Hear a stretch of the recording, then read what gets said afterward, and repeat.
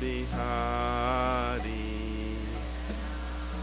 Madhava Kunja Bihari Jaya Gopi Jana Vallabha Girivaradhari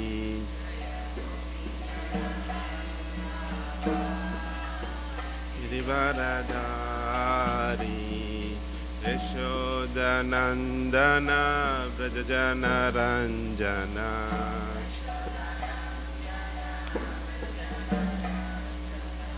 Yamuna Thira Vanachari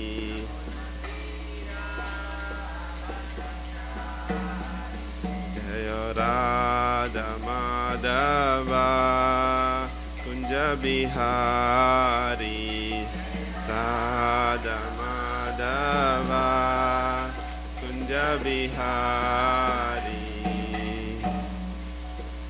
Hare Krishna Krishna Krishna Hare Hare Hare Rama Rama Rama Hare Hare Hare Krishna Krishna Krishna Hare Hare Hare Rama Rama Rama Hare Hare Hare Krishna Krishna Krishna Hare Hare Hare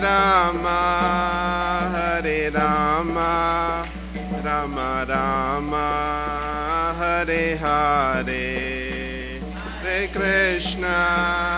Hare Krishna Krishna Krishna Hare Hare Hare Rama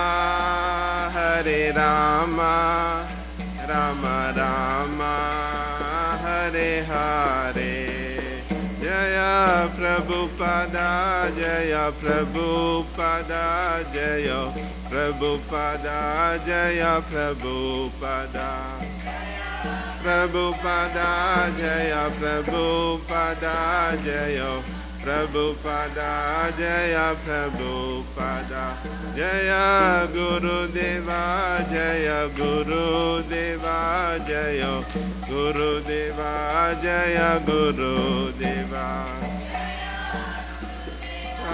Jaya Gurudeva Jaya Gurudeva Jaya Gurudeva Nitai Gaura Hari Bol Hari Bol Hari Bol Nitai Gaura Hari Bol Hari Bol Hari Bol Hari Bol Nitai Gaura Hari Bol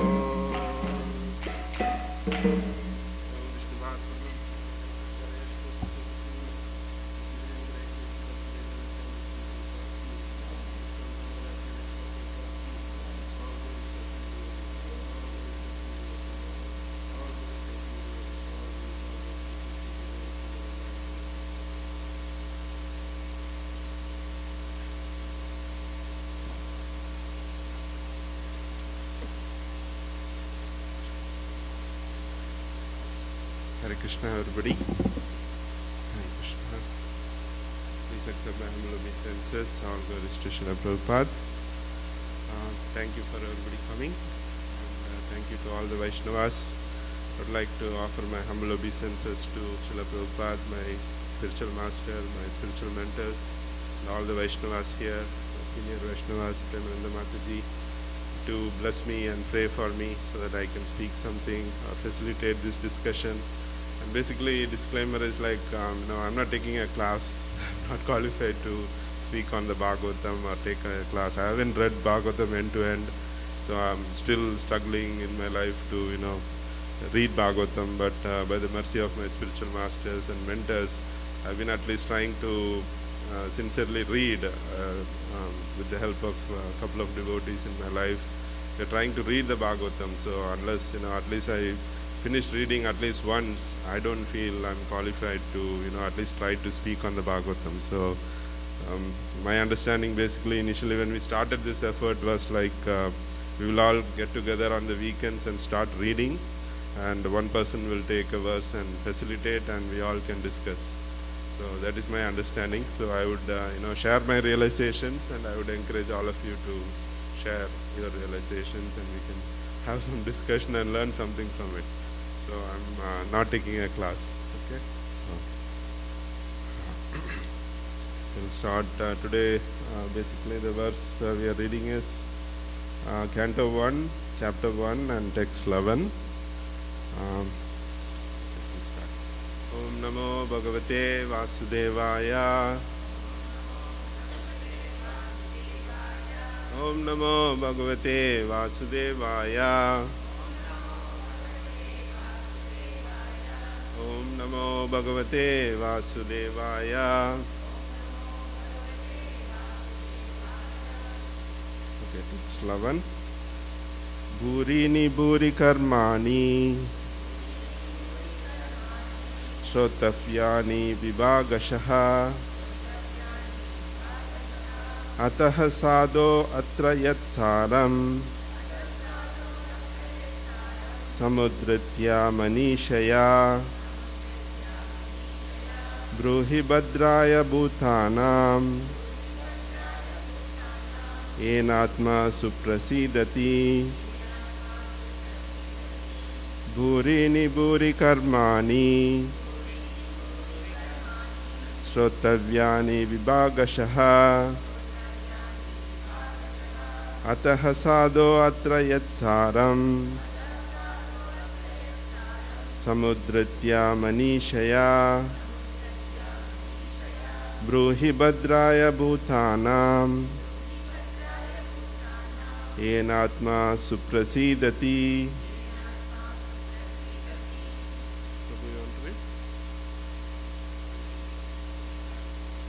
Bhurini bhuri karmani Shrotavyani vibhagashaha Atah sado atra yatsaram Samudritya manishaya Bruhi bhadraya bhutanam Enatma suprasidati. Mataji. Bhurini bhuri karmani Shrotavyani vibhagashaha Atah sado yatra yatsaram Samudritya manishaya Bruhi bhadraya bhutanam Enatma suprasidati. Bhurini bhuri karmani Shrotavyani vibhagashaha Atah sado atra yatsaram Samudritya manishaya Bruhi bhadraya bhutanam Enatma suprasidati. Word by word translation. Bhurini, multifarious. Bhuri, many. Karmani, duties. Shrotavyani, to be learned. Vibhagashaha, by divisions of subject matter. Ataha, therefore. Sadho, O sage. Atra, herein. Yat, whatever. Saram, essence. Samudritya, by selection. Manishaya, best to your knowledge. Bruhi, please tell us. Bhadraya, for the good of. Bhutanam, the living beings, yena, by which Atma, the self, suprasidati, becomes fully satisfied. Translation. There are many varieties of scriptures, and in all of them there are many prescribed duties, which can be learned only after many years of study in their various divisions. Therefore, O sage, please select the essence of all these scriptures and explain it for the good of all the living beings, that by which instruction their hearts may be fully satisfied. Purport. Atma or self is distinguished from matter and material elements. It is spiritual in constitution, and thus it is never satisfied by any amount of material planning. All scriptures and spiritual instructions are meant for the satisfaction of this self or Atma. There are many varieties of approaches which are recommended for different types of living beings in different times and at different places. Consequently, the numbers of revealed scriptures are innumerable. There are different methods and prescribed duties recommended in these various scriptures. Taking into consideration the fallen condition of the people in general in this age of Kali, the sages of Naimisharanya suggested that Sri Shuta Goswami relate the essence of all these scriptures, because in this age it is not possible for the fallen souls to understand and undergo all the lessons of all these various scriptures in a Varna and Ashrama system. The Varna and Ashrama society was considered to be the best institution for lifting the human being to the spiritual platform. But due to Kali Yuga, it is not possible to execute the rules and regulations of these institutions, nor is it possible for the people in general to completely sever relations with their families as the Varnashrama institution prescribes. The whole atmosphere is surcharged with opposition, and considering this, one can see that spiritual emancipation for the common man in this age is very difficult. The reason the sages presented this matter to Sri Suta Goswami is explained in the following verses. Jnanatimrandasya Jnananjana Shalakaya Chakshurmilitam Yena Tasmai Shri Guruve Namaha Shri Chaitanya Manobhishtam Sthapitam Yena Bhutale Swayam Rupa Kadamahyam Dadadi Swapadandikam Vandeham Shri Guru Shri Uttapada Kamalam Shri Gurun Vaishnavam Sya Shri Rupam Sagrajatam Sahagana Raghunathanvitam Tam Sajivam Sadvaitam Savadutam Parjana Saitam Krishna Chaitanya Devam Shri Radha Krishna Padan Sahagana Lalita Shri Vishakan Vitamsya He Krishna Karuna Sindho Dina Bandho Jagatpate Gopesha Gopika Kanta Radha Kanta Namostute Tapta Kanchana Gaurangi Radhe Vrindavaneshwari Vrishabhanustute Devi Pranamami Haripriye Ancha Kalpatarubhyascha Kripa Sindhubhya Evacha Patitanam Pavanebhyo Vaishnavebhyo Namo Namaha Jai Shri Krishna Chaitanya Prabhu Nityananda Shri Advaita Gadadhara Shivasadi Gaur Bhakta Vrinda Hare Krishna Krishna Krishna Hare Hare Hare Rama Rama Rama Hare Hare. So basically, like from what we have read so far, we have started reading the Srimad Bhagavatam, and the Srimad Bhagavatam starts with the glorification of the absolute truth. The sages of Naimisharanya, they have assembled in for conducting a 1,000-year-old sacrifice, and they have given the seat. They have invited Suta Goswami, who is one of the elevated sages among themselves, and they have given him a seat. And then we have heard about the qualifications of the speaker, the qualifications of the listener, and then yesterday, and the sages are asking questions. The first question is already asked, and they have asked. There are 6 questions asked by the sages. And the sages asked their first question: what is the ultimate good for people in general in this age of Kali? And then the second question is like, that's what is being asked here, and the prelude is in the previous verse which Panduranga Gopal Prabhu covered yesterday. So basically the sages are giving the prelude. In this age of Kali, people are short-lived, and the specific terms which is resonating in my mind is that Manda, Sumanda, Manda Bhagya. So they are short-lived, their span of life is really shortened and unqualified, and they are physically lethargic, very lazy, and spiritually also very lazy and unfortunate, and then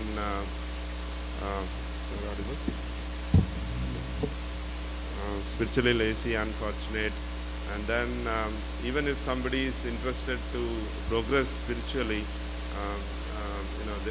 they are like very disturbed. And even if somebody, and there are so many teachings out there and so many teachers out there, and who very easily, in this age of Kali, they misguide people. So it is a very challenging situation, and in this kind of situation, the sages are, requesting Suta Goswami, like, people don't have time. Our ayu is like lifespan is really reduced. So please give the essence of these scriptures, so that which is good for all the living entities, so that they can fully be satisfied. And Prabhupada is hinting at Atma, like the true nature of ourself. Like, we are spiritual beings. Like, any amount of material planning is not going to satisfy the true nature of ourself, because we are spiritual. So basically, the emphasis is on basically spiritual emancipation. In this age of Kali, we have to really focus ourselves on spiritual emancipation. Like anything else, self-realization is basically, it should bring us ultimate happiness, ultimate good. And ultimate good and ultimate happiness is basically satisfaction of the soul. So we need to really focus on our true self, who am I?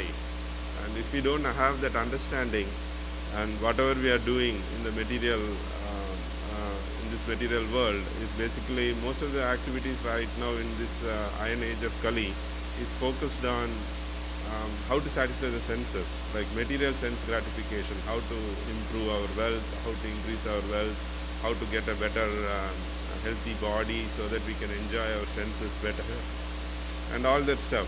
And it's basically material, and it's not going to really satisfy the true self. So so we need to be focused. Like, I was thinking of an example where one of the devotees were sharing, suppose we are given a car, just like our body, we are given a body, and that body is limited. And suppose somebody gives you a car for 3 days, and they say, you have to drive it, you have to cover 10,000 miles in 3 days.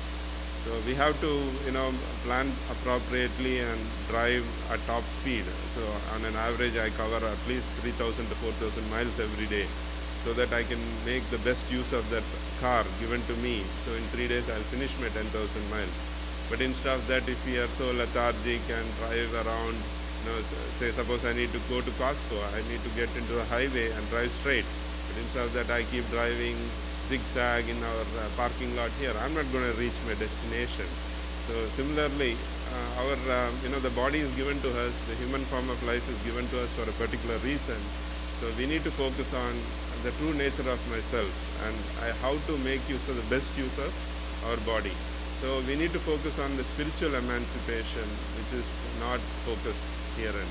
So in this age of Kali, people are so much focused on, there is so much of self-help guides, and trying to do it on your own, try to how to increase your wealth, and everything is basically the mode of ignorance is making us lazy. And Prabhupada in the previous verses also he has very nicely covered. It's not that in this age of Kali that people are their ayu is reduced because of malnutrition or not enough food and all that. It's because of irregular habits, and anybody who can lead cultivate regulation in their life and have some simple food can live happily and have a long life. But we need to focus on what is our true nature. We need to understand our true nature, who we are, the spiritual aspect of it, and then focus on the spiritual emancipation rather than on material emancipation. On material improvement, it will happen. We need to put the horse in front of the carriage. If we focus on the spiritual part of it, the material part will happen as it is. Whatever is needed, Krishna will provide.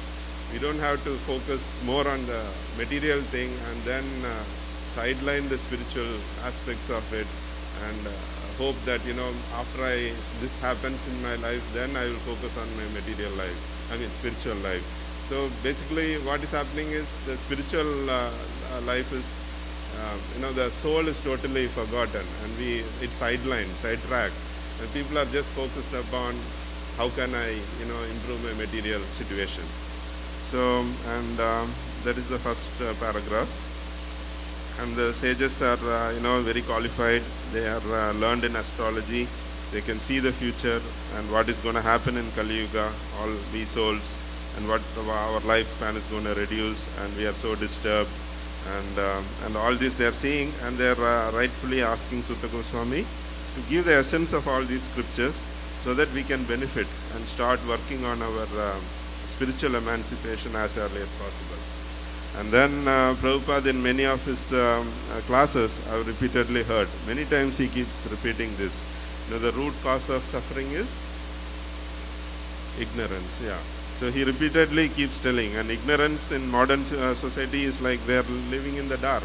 They don't know what is real happiness. They don't know the spiritual aspect of ourselves. So they don't focus upon giving happiness to the spiritual part, to the soul. And they just focus on, happiness to the body and senses, how to satisfy the body and senses. And that is like walking in the dark, literally you don't know where. And one fine day, abruptly, this body can be taken away from us. And if you are not following the right process, making use of our human form of life, so that the best use of our body, so that is to go back to our source. And if you are not focused on that, then anytime the body will be taken away, and it's absolute waste of this human form of life. And then Prabhupada is really emphasizing, in this dark age of Kali, the Varna and Ashrama system, basically like for spiritual emancipation, for spiritual growth, the societal fabric, the social support system must be there. And our Vedic system is very appropriately was designed that way.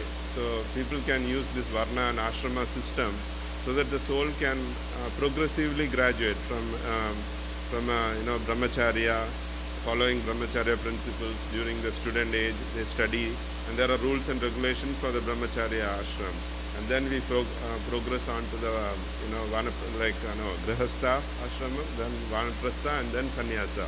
But in this Kali Yuga, Prabhupada is clearly saying that nobody follows all this.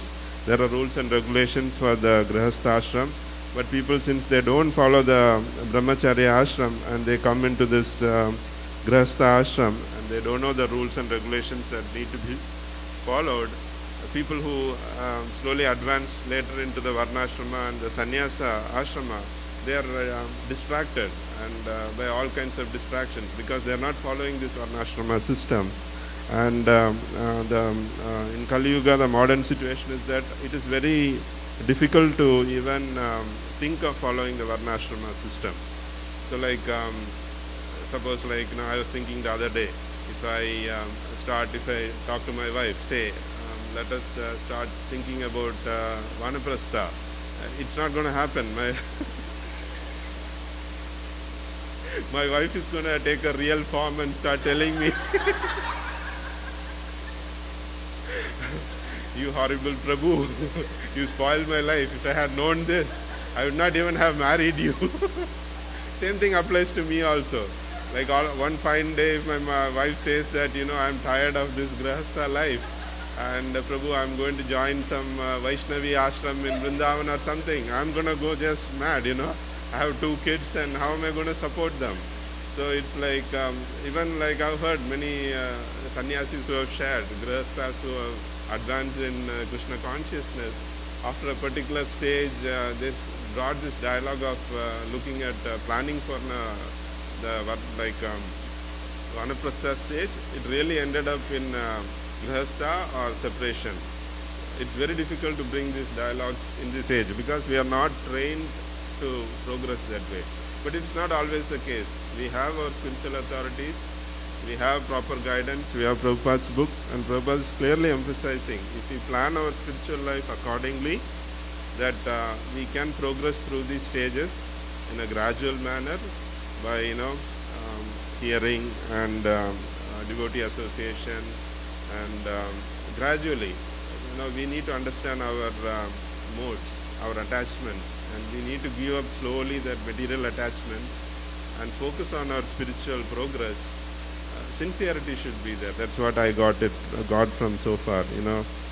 Because the whole atmosphere is surcharged with opposition in Kali Yuga, we sidetrack it and we emphasize more on this or gratifying our senses, and we need to really make a check, where am I, and the real sincerity should be there, that real sincerity within us to progress in our spiritual life, and what is really important in my life, where am I, and if I focus on that and sharpen our sincerity to progress in devotional life, if that is there, then we are making the best use of this human form of life.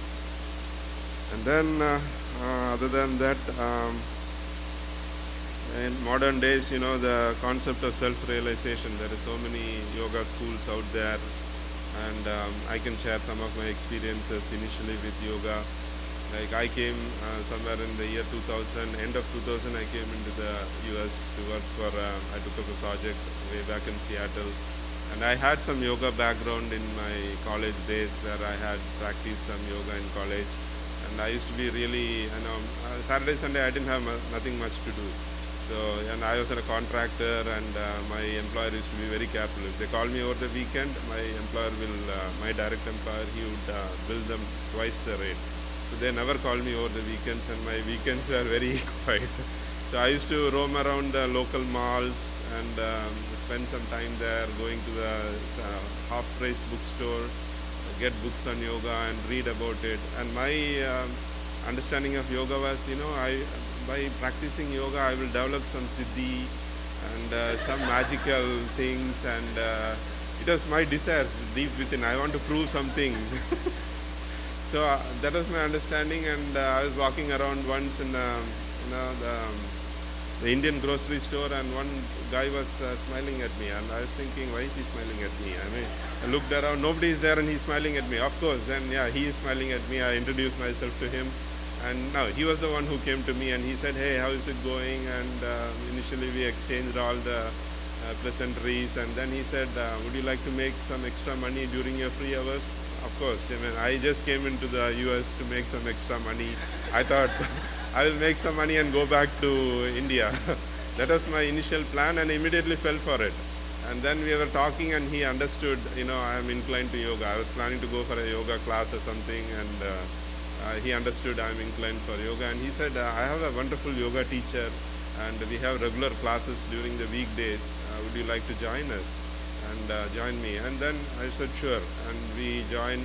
It was in the mall. They rented a hall in the mall, and the teacher, they were teaching Kundalini yoga or something. And, you just sit, and the first day the class was just sitting, and you focus on the base of your spine. You rise the energy, and the energy rises, and once it came to my head, I'm not sure what to do with that energy, and my eyes was going left and right, and that the lady came near me, and she was telling, what is happening? You're so disturbed. Let me check you. And then she put her hand on my head, and then she was checking. Let me see what is going on in your mind. And I say, oh, okay, maybe Kundalini Yoga is to read people's mind and all that. And then she said, whatever you're thinking in your brain right now is not going to happen. I said, wow, okay. Maybe I practice Kundalini Yoga like this, I will develop this siddhi. And the following weekend, and it was totally misguided. I didn't understand what yoga was for. And next weekend, our assignment was like, we are sitting in the mall, there are TVs in the adjacent, and there was a presidential debate going on. George W. Bush and somebody else, some presidential candidate, they were giving their presidential speech. And we are supposed to rise our Kundalini energy and focus on the president and see if he's telling the truth. I mean, come on. Politicians, you don't have to do Kundalini energy to see that they are telling false things.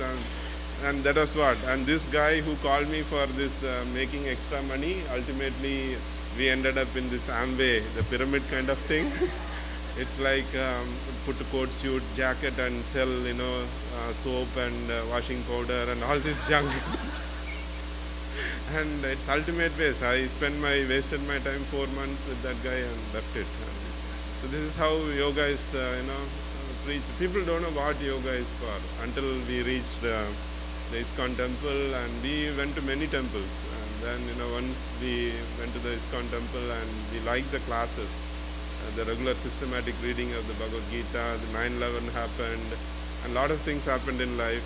And then once we started taking shelter of regularly reading the Bhagavad Gita and trying to systematically see, how reason out why things are happening in our life, why bad things happen to good people or good things happen to bad people, karma and all this philosophy, it made absolute sense. And then, thanks to Prabhupada, spiritual master and our mentors, so we could, systematically reading the scriptures brought in a lot of shelter and some guidance. We are totally walking around in the dark. And if it was not for Prabhupada and my spiritual master and my spiritual mentors, I don't know where would I have been, somewhere lost in something, Even there was like, yesterday I read about, somebody forwarded an email. Some guy from India, he wrote a letter to one of our initiating spiritual masters in ISKCON, telling them, Hare Krishna devotee, I am 37 years old, I am from Rajkot or somewhere in India, and I am the 10th incarnation of Vishnu. You have to understand, I am Kalki, and I mean what I say, and I'm not bluffing around or fooling around. And he gave a very nice, the initiating spiritual master gave a very nice reply telling, please accept my blessing. Your argument that your Kalki is absolutely a bluff, because Kalki is not supposed to incarnate for 4,420,000 years, mislead people in this dark age of Kali. So we need to be very careful. So basically, like we need to understand that for some progression in our spiritual life, for spiritual emancipation, there should be some descending assistance, like from our disciplic succession, bona fide disciplic succession. Our disciplic succession is so powerful. Each time you pray to them, you feel like there is some mercy coming through them. And we need to take the assistance of the spiritual disciplic succession. And we shouldn't think that I can just read a bunch of books myself and progress in our spiritual life. That's not what the Vedas recommend. We need to take the guidance of spiritual authorities in our life, accept a bona fide spiritual master. Of course, there are teachers, like very intellectuals and very well-respected people walking around telling people that you don't need a teacher. They're giving classes, they're writing books, and they tell all you need to is just listen to my teachings. But they're teaching us you don't need a teacher. So basically, like, you listen to my classes, but I'm teaching you that you don't need me. So it's so stupid, right? You don't need a teacher, but walking around you don't need a teacher and telling that you have to listen to my teachings. So that's like totally contraindicating what they are teaching. So all kinds of foolish things are going on in Kali Yuga, and we need to be really careful on our focusing on our spiritual growth. And the Srimad Bhagavatam, right from the start, this is just the starting verses. And right from the start, it's just focusing on the pure goodness, the ultimate good. It's focusing on your true self. What is Atma? What is the true nature of yourself? It's the spiritual aspect. And what we need to really focus on. And Srimad Bhagavatam is really for persons who have that, that sincerity. If you have a small spark of sincerity within us, that I want the real stuff, I need the real thing in my life, then Srimad Bhagavatam gradually, it fans that spark, and it shows you the way, how to reach the ultimate, the ye atma suprasidati, that's what the sages are asking for. The ultimate happiness. Like if you achieve self-realization, you'll be fully satisfied. The self-satisfaction is definitely going to be there. So we can gauge ourselves. Am I in the right path? Am I having that spiritual satisfaction in my following, whatever I'm practicing? Is there that spiritual satisfaction? If it is not there, I need to go back to my mentors and gauge myself and fix things so that I'm in the right path. So we need to take guidance. We need to be in the association of devotees, just like in the Bhagavad Gita, chapter 16, focuses on divine and demoniac natures. We are like prison inmates. Like in the prison inmate, when we are in the prison, we need to be very careful with what kind of people we associate with. So we need to keep close association with those people who are interested in the same spiritual emancipation. If not, our term in this material world will be extended. Just like in the prisons, if we keep wrong association, we are not going to be excused for our offenses. So our term will be extended and extended. So we need to be very careful for the kind of association we keep. And in this age of Kali, this embracing this mentality of cultivating spiritual emancipation, it's a big challenge, because we hold on to our material attachments, and it's very difficult to let go of that material attachments. So we have to always be focused on what is my real good and where am I, and that sincerity factor needs to be polished, and we need to regularly revisit that. And what is it that I want from my spiritual life? And that's what I understood so far from reading these verses. And it's been a nice exercise, at least trying to understand these verses in depth, trying to listen to some of the lectures from a spiritual master. My heart also is like awakening, like I'm really looking into what is it that I need really from my spiritual life. So this kind of activity is so nice that we have started. So my thought is like we all have to make the best use of these resources. Like there are several communities where even they don't have a place to gather. Like it's very difficult, but we are so fortunate that we have a wonderful place. We can make the best use of these facilities, and by Krishna's grace we are slowly and steadily progressing. We have a wonderful devotee community and a lot of grihasthas. We face the same challenges, but if we prioritize, at least Saturdays, Sundays, if we can come to the temple, read scriptures together. And Bhagavatam is the ultimate good. Everything in the Bhagavatam is, you just get in touch with the Bhagavatam. I love reading the Bhagavatam. It touches your heart, it churns your heart. There is some cleansing definitely happening, and when we read it with other devotees and when we share it among each other, it's not a very big burden. I mean, life, there is a lot of light down the path, and it keeps us going.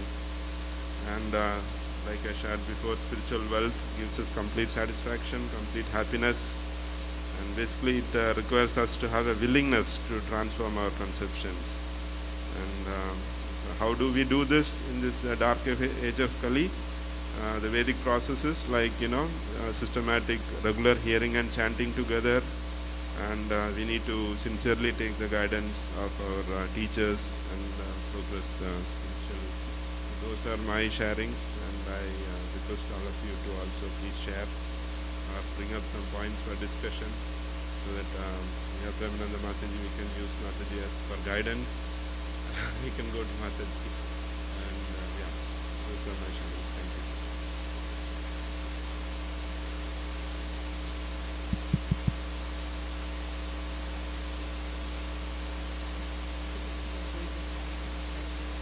If we hit a roadblock in our discussions, we can always come to you, Mataji.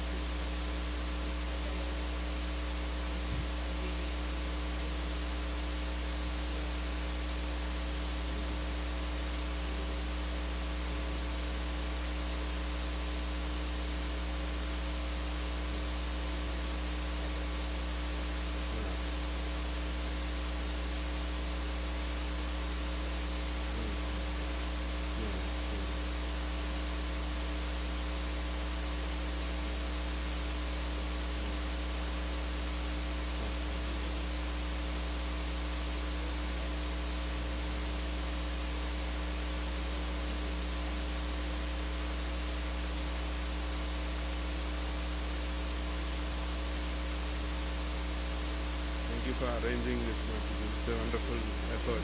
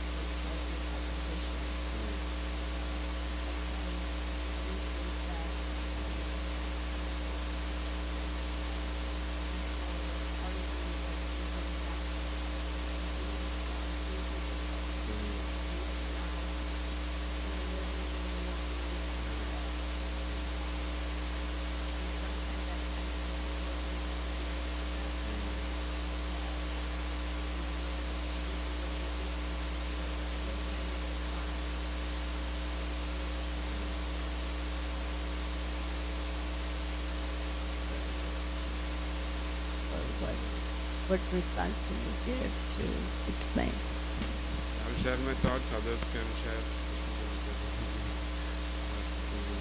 Yeah, my thought is Mataji, like we've gone through the journey of self-discovery, and it's basically, there's so much of material advancement, techniques, technologies, but are people really happy? It's not happy. It's like iPhone and technology, so much of means of communication. Facebook is a big pain. I opened an account before I took the devotional life, and I had some connections, and then I came into the devotional life, and I had multiple, devotional devotee connections, and each time I go into my Facebook, it's like total distraction, and I sometimes feel like I don't want that account. I need to open a separate account, because you see people, everybody is like, the relatives mainly, I'm not blaming them. Sometimes I have to be compassionate to people, but it's like, everybody is like, what kind of sense gratification did I do this week? And every Monday, Monday I get to work, how was your weekend? And man, did you do something in the weekend? I had some relaxed time, I did some rest, I got some, that's the main key. But people are, did I visit Spain? Did I go put some selfie pictures? And that triggers somebody else. Next week they plan their long vacation to some other Greece, and everybody is in a competition. I visited here, I visited there, putting this kind of pictures. Does that bring in real happiness? No. Many times, you go for all these long vacations and you come back, after that only I come and take rest. It's like so frustrating. So yeah, all this modern, we have so much of modern advancement, but like it's not giving real happiness. So I don't know how to, it depends upon how receptive they are, I think. We can explain to them and try to make them really understand this modern technological advancements are really not bringing in happiness. It's making our life more and more cramped and so busy, and real happiness is not coming. So I don't know, you might be a better, women are better in communicating with people and making people understand in the right way that, this technological advancements, like people who are following that ancient traditional way of Vedic system, they are genuinely happy, and they are not bewildered or distracted or disturbed. Like even spiritual knowledge, if you are given today, if you we go book distribution, and we can't talk religion. The moment you take the word religion, people are okay, we kind of camouflage it by yoga, relaxing, and all that stuff, but the moment they look at the book, of course, you're telling yoga and philosophy and all that, but isn't this religion? Then we have to go the whole 9 yards to explain what is religion and, take them out of it. So, like, people are very sensitive. Like, the moment you take the word religion, they're opposing to it. And the other day we were trying to distribute books. Even they didn't give us time to explain. The moment they saw us inside the apartment complex, who let you in? How are you here? Let me call the cops. And they call the cops. So they call the cops on us, and we are totally, even, we didn't talk anything. We immediately moved away. But people are like so repulsive. So very difficult age and time. So those are my shares. Anybody else can share?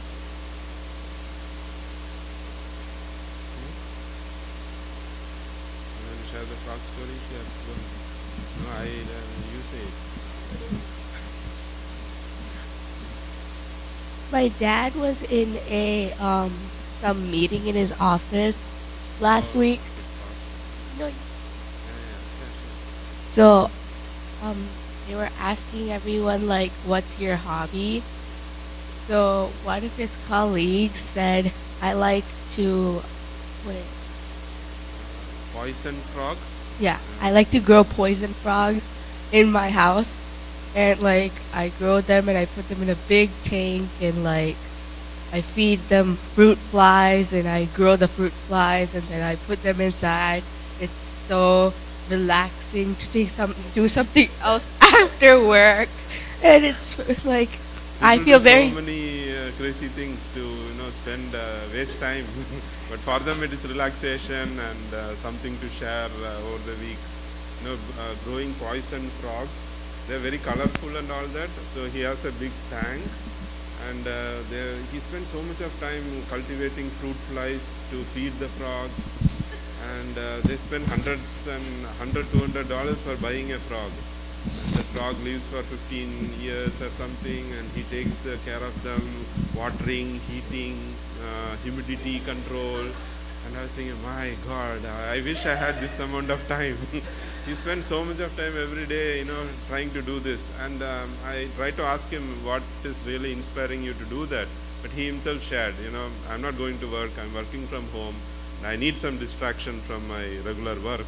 And that's why I put my energy into this. So, it's wasting time for so many amount of things. Doing some frogs, and they get frogs from the Philippines, and then they have to get some plants which grow in the Philippines so that the frog has the same, the flora, fauna, atmosphere, and they waste their time doing so much. So people don't know what is real happiness. Totally grouping in the dark. Hare Krishna Prabhu. Thank you very much. Thank you very much for such a nice class. I think these morning classes are really helping to identify a lot of people. They don't come out to speak. Like the other day, Amrutakeli Mataji, and today you are so lively, and in fact I felt you are enjoying talking. So Srila Prabhupada will be so happy to see so many people are eager to share this knowledge, and your experiences are very unique in the sense they are very connecting, and for audience more than philosophy, when you put philosophy in your practical experiences, that influences a lot. So I didn't know that you have some siddhis. Now I tried to. And I changed my priorities. Yeah. I need to be careful now. So really nice. The points that you have put, how the Kali Yuga nature, very practical way, and how your book distribution experiences, those sharings you are giving here, very profound. And thank you very much, because one of the thing I want to personally appreciate, because most of the weeks you are doing one of the greatest service being in the cleaning team, because a lot of time sitting here saying something very easy, but that is a task very physically challenging, but yet because of so many in spite of your complex busy schedule, you do that. I really appreciate that one. Cleaning service and all that, the dedication is really goes to Vrindavan Prabhu and my team. I just assist a little bit, but because thank you very much, and I'm very inspired by your lecture. Thank you.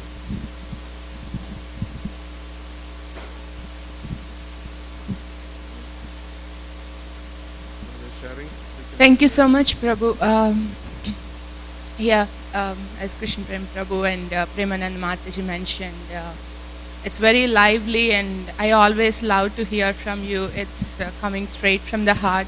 And the other aspect I really like in your lectures is it's very straightforward. You don't constrain yourself to express some truth or some, candid experiences.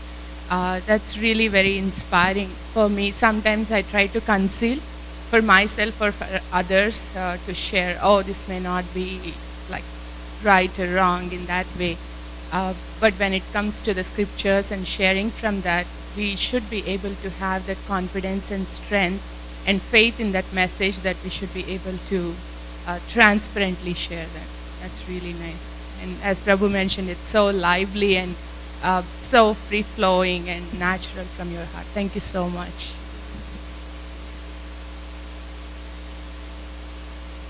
Again, I just shared my realizations. I don't know, class.